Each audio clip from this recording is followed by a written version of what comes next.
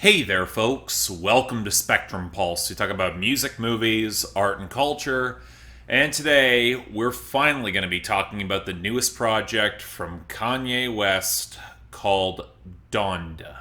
Is it obvious enough yet that I don't want to do this review? And I already know that admitting anything close to that right from the very start for the diehard stans, it will be plenty to write off my opinion for good. But I'm not really talking to them at this point. After my previous reviews, they already should know where I stand. No, I'm talking to the mass of casual fans who continue to inflate the hype behind artists this overexposed, this far past their prime, with projects that could never possibly live up to all the hype. And it feels like we've been down this road for at least the last 3 projects now, and I wind up feeling like I'm on the outside looking in. Not because I can't see all the budget or talent that's on display, because there clearly is plenty. That's all the more exasperating, because it gives you enough slivers to be sure that it could be better with actual focus and refinement. No, it's because when I wind up with a middling to mediocre opinion overall, I will get a barrage of folks who will cite a genius that I'm just not hearing or I can't grasp, or claim some hater status because I don't have the money or clout that the artists do. Actually, you know what? In fact, let's put an end to that narrative right now, because it ties back into the same bullshit. It's massively popular, ergo it must be good horseshit. That's a marketing department's dream and a critic's nightmare. Yes, for the most part, I still blame Jay-Z and 50 Cent for all of this, although the roots are probably still with Puff in the late 90s. Look, it's trying to make a claim for critical importance by birthright, more brand management, rather than actual artistic growth or saying anything of value or lasting potency, especially given just how much they're widely known to collaborate or crib from others that the mainstream public will never care to seek out. And when you factor in just how much the media attention is behind this album is driven by this stupid petty feud between Drake and Kanye West, of which the last truly cutting bars were exchanged in 2018, it's just getting kind of sad watching the two flail away at each other,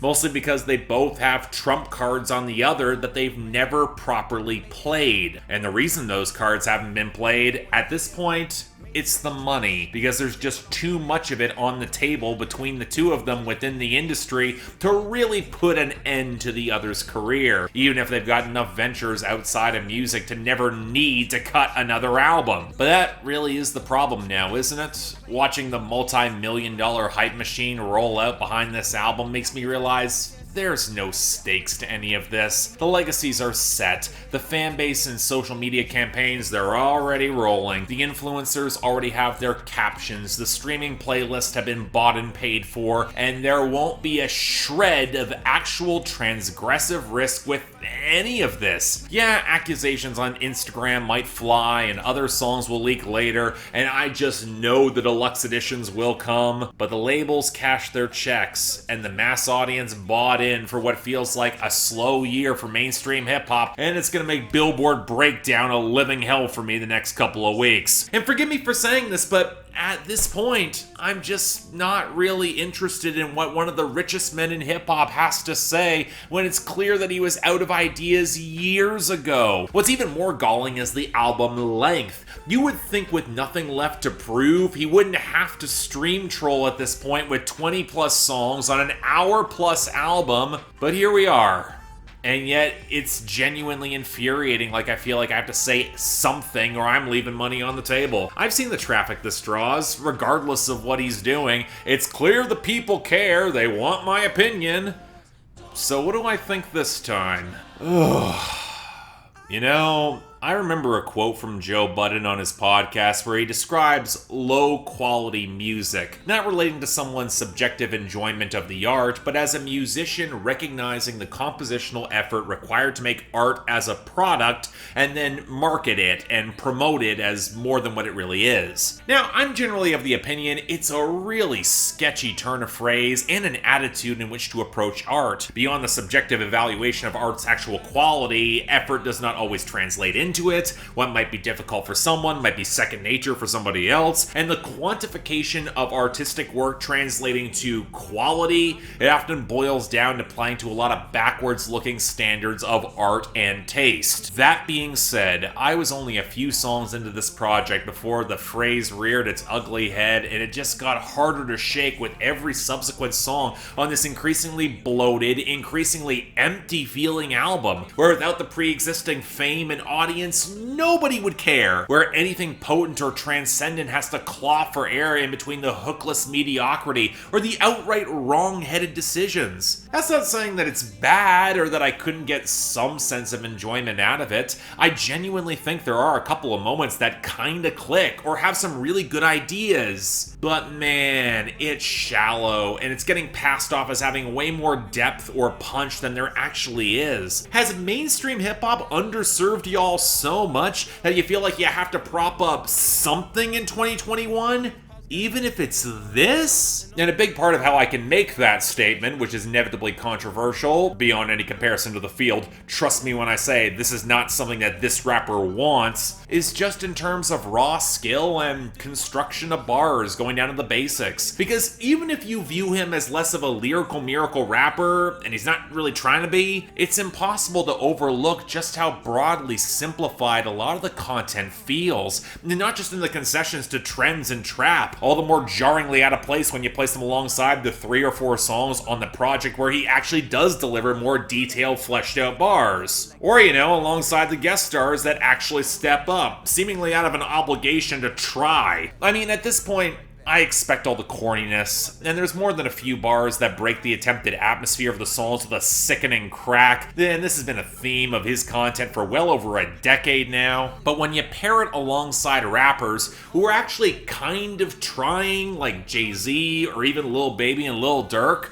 or some pretty nice performances from Kid Cudi or Ty Dolla $ign, and then you go back to all the half-crooned fragments or bars that will just trail off in awkward spots or feel unfinished. Look, I'm left wondering how much of this saw a second draft beyond trying to be the first to get the Giannis line off. And he's already late to it. Freddie Gibbs beat him to it 2 years ago. It's the sort of thing that just convinces me a label boss finally put his foot down and said, look, enough with the promo campaign of diminishing returns and your stupid ass feud. I'm putting the record out whether you like it or not. And with all the time, all the resources in the world to afford whatever sample or added instrumentation that you want, the fact that this feels so desperately underpolished is legit shocking. The percussion sounds painfully cheap and stale and airless. The melodies are increasingly clunky and basic, if not flagrantly relying on a chopped up sample with little melodic growth and often covered in murky effects. And y'all know just how much the chipmunked approach rarely works for me when executed well, let alone here. And then the vocal fidelity and mixing and mastering is inconsistent from song to song, and there's absolutely zero sense of momentum or pacing, which for an album this long,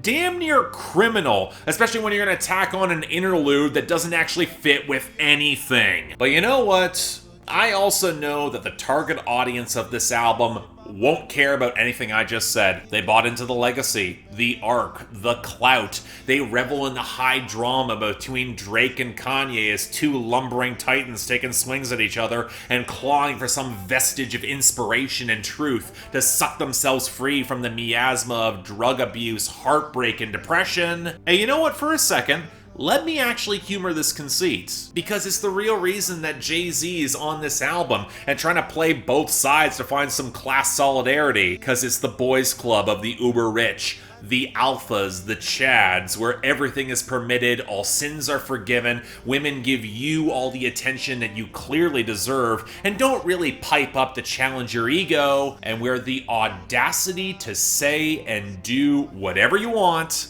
that's the greatest flex of them all. Oh, the extreme wealth is what buys you your ticket into this club, and make no mistake, he wants you to know the success is unfathomable to the average person, but it's a prosperity gospel, where might makes right, where Nietzsche isn't referenced like on Nas's last project, but he might as well be. And unlike The Off-Season by J. Cole, where him as the everyman can't help but let homespun reality and humanity color the pictures for better and worse, or, Call Me If You Get Lost, Chaos by Tyler the Creator, where a lot of wealth can't help heal his flaws and angst no matter how hard he desperately tries, but there's at least a sense of ramshackle fun and a bit more experimentation. Here you get some of the same sense of paranoid emptiness, but where the success is framed as providing more of a flat cover against any sort of judgment, be it by women in person, the internet haters, or the peers chasing the coattails, or the world at large, an idle blindness. Or it allows you to play the victim, so very lonely at the top, it's heavy the head that wears the crown, where those you seek to help or elevate can't understand your genius, where the angst is just enough of a kernel of relatability to excuse the mountain of projection and bullshit shoveled through,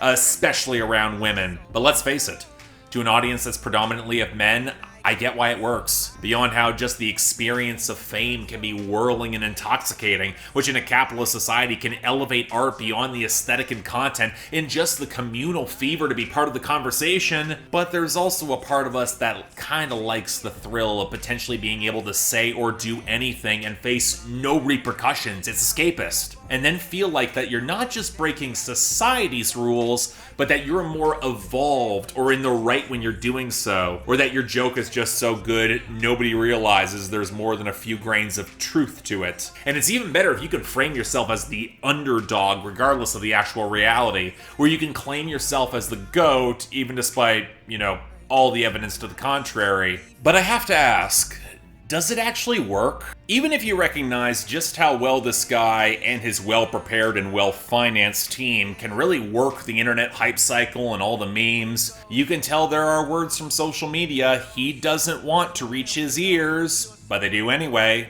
And they stick. And it's hard to ignore the underlying rampant insecurity, especially when everything else is trying to emphasize how far beyond the common man he is. Now, of course, there's an attempt to be somewhat self-aware, use this attention as a grounding force. But again, is any of this new? Does any of it hold weight when you can see all the mechanisms trying to lean in on the earnestness, where the contradictions between opulence and complicated humanity feel a lot less revealing than in the past and more of a calculation we've seen before? And if there is a parallel to be made with J. Cole's The Offseason, it's how, despite seeming unparalleled success, he doesn't sound all that happy or free. An increasingly dour listen, which you might think something might come loose with some sort of truth being exposed or discovered in the process. But the longer the album stretches with all the more filler bars and wasted guest appearances, the more hollow it just feels. I don't hear closure or revelations beyond a recommitment to family and the inner circle that's all the more tenuous. And if greater substance might be there, it's constantly undercut by all the petty subliminal shots that will come across at the most inopportune times, where even if bridges are forever burned, there are parallels that cannot be ignored. And there are some people who are on the record who do think resolution could be found, almost like they're two sides of the same coin.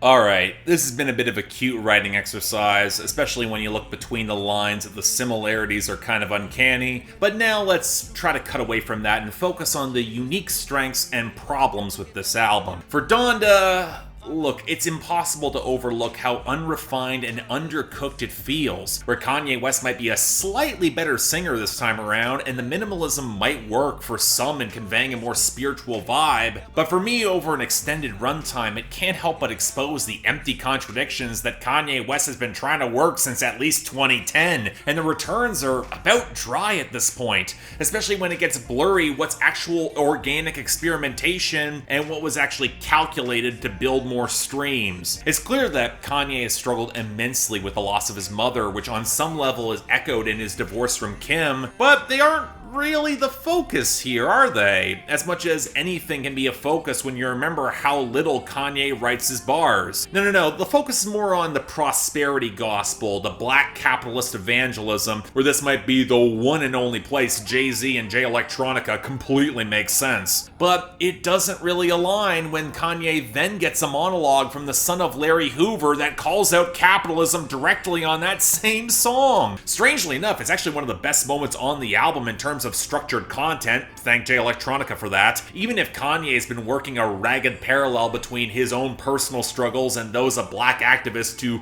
questionable returns for years now, and that is the frustrating thing. There are some moments that can kind of feel special. Lord, I Need You feels like a somewhat honest plea to save his failed marriage. It's got just enough detail. The piano build on Come to Life had a John Bellion-esque swell. Moon with Don Toliver and Kid Cudi is pretty potent. And 504, of all people, drops an okay verse. Although, if I was honest, I was frankly a lot more impressed with Roddy Ricch, who drops the most revealing line on the album. The truth is only what you get away with. Which is why I gotta assume Kanye kept the features from DaBaby, Marilyn Manson, and Chris Brown on the album. An unrepentant but very revealing transgressive streak that can't help but tinge the light in which he tries to bathe. What's also fascinating is that the dancehall artist Buju Banton is also on the album, who long ago had a controversy writing a notoriously homophobic song, but where in recent years he seemed to have done the work to walk away from it, ask for broader forgiveness. Something that the others really haven't